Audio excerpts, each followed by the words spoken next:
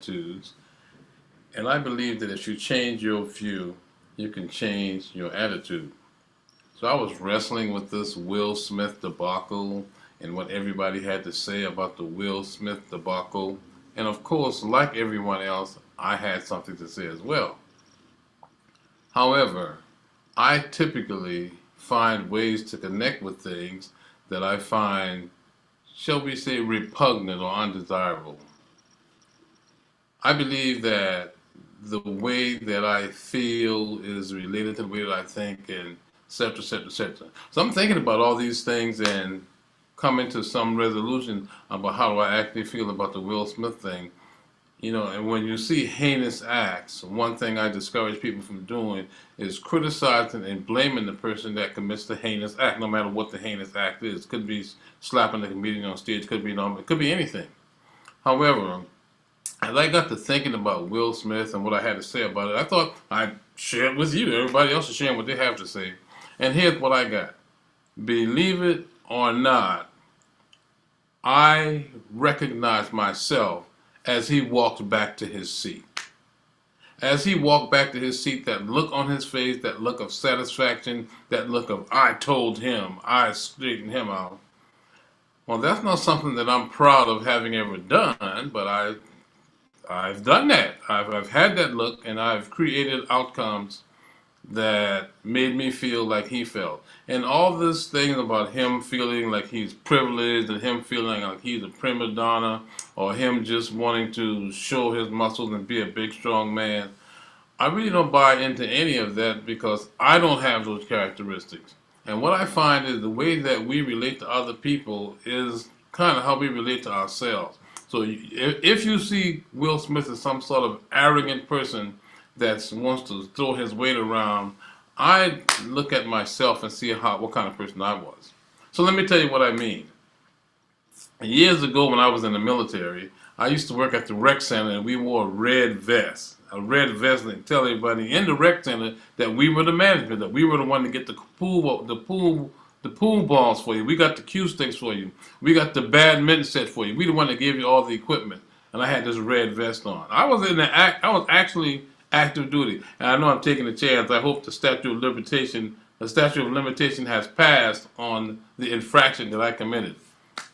I think this was probably after I met my ace, and he might be watching this too. Michael Leoto, right? Ian Michael Leoto. He's probably going to be mortified that I called his name that I put him on blast. Anyway, this is sometime after I met him, right? And after we had an influence on one another. So I'm in Texas, right? And I got on this red vest and I'm walking around the rec center. But when I wasn't in the rec center, I had another friend named Bobby, and Bobby liked my cowboy hat. I mean, you're in Texas, you got to have a cowboy hat, right? So I had this cowboy hat that I used to wear all the time, and Bobby asked me to borrow it one day, and he borrowed it, and he never gave it back. He just kept it, right? So when I hit him up, hey man, where's my hat? And he told me he gave it to this lady. This lady who was an active duty Army recruit. She was active duty in the Army, and she had my hat. And we all were stationed at this Air Force base, whose name I shan't mention. But she lived in the Army barracks for the women, and I lived off post or what have you. And Bobby lived in his apartment as well. So one day I just got tired of waiting for my hat. I mean, this is a pretty stylish hat, right? And I wanted it, and so I approached her, and I said to her, hey, listen, let me have my hat. And she says, sorry, but my advisor told me I should keep it. I says, what? She said, my advisor told me to keep it. Now, who's her advisor, right? My friend Bobby. He is her advisor. Now, this went on for several weeks, and I began to feel aggrieved. But I wasn't really seriously aggrieved because it was just a hat, right? I mean, it wasn't a big deal. But I kind of felt aggrieved. So one day I got what we describe as a wild hair up my nose, and the rec center where I worked was right next to where the Army barracks were. So here I am with this red vest on, and I just walk over to her. She's in the rec center and says, hey, listen, let me have my hat. And where is it? And she recognized that I was having a challenge, and of course I was having a challenge because I was feeling aggrieved, just like Will Smith was feeling aggrieved, right? And just like I had no right to feel aggrieved over something silly like that. Will Smith had no right to feel aggrieved either.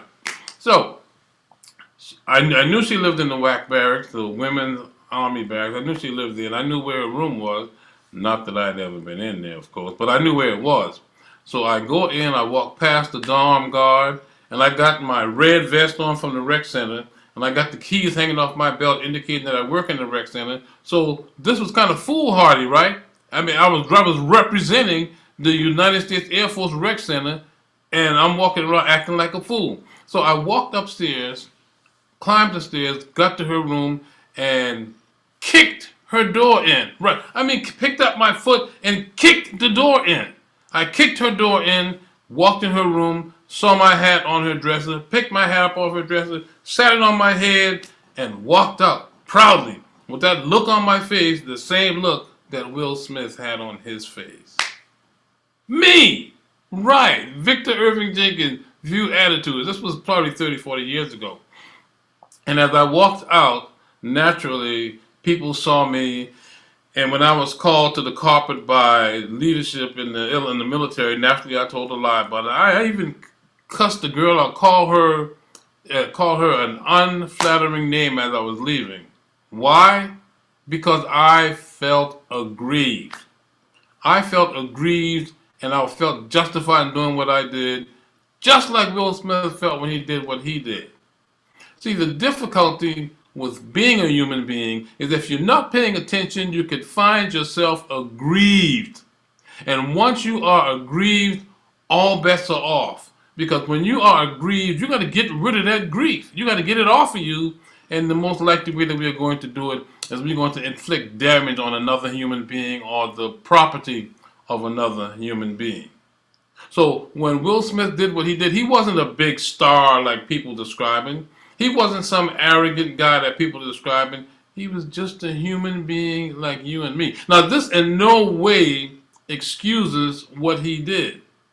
But being myself committed to learning all the time, I have learned that no matter how big you are, no matter who you are, your feelings get hurt like anyone else. So what do we do about that? We have to consistently and regularly remind ourselves that we are loved. We have to consistently and regularly remind ourselves that we are human. And we have to do this before the insult comes, before the transgression occurs. So we got to change the atmosphere of our mind from one of feeling like a victim to one of feeling like a victor. And of course, you don't have to change your name, but you must change your mind, must change your mindset. You know, and as I was thinking about doing this video, you know, I wonder, you know, how it's going to play, what it's going to look like, and certainly some people might be aggrieved by what I say. But one of my quotes, one of the things that I believe that you can believe if you want to, is that until you could find something in common with that thing or that person that you detest, you are going to forever be in bondage with the emotions that you have concerning that thing. So if you were aggrieved by what you saw Will Smith do, if you were aggrieved by what you saw Chris Rock do, if you agree by anything, you've got to find a way to get past it. And the reason that you got to find a way to get past it is that what you think about, you bring about. And if you are walking around with unforgiveness, or if you're walking around with hurt, you're going to attract more of that to you. And this is no joke. I'm telling you from experience.